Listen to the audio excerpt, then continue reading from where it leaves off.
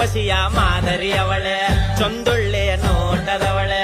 ಅಂದ ಚಂದ ಉಂಡೇದವಳೆ, ದಾಳಿಂಬೆಯ ಅಲ್ಲೇನವಳೆ, ಸಂಪಿಗೆಯ ಮೂಗಿನವಳೆ, ಗುಬ್ಬಚ್ಚಿಯ ಉಬ್ಬಿನವಳೆ,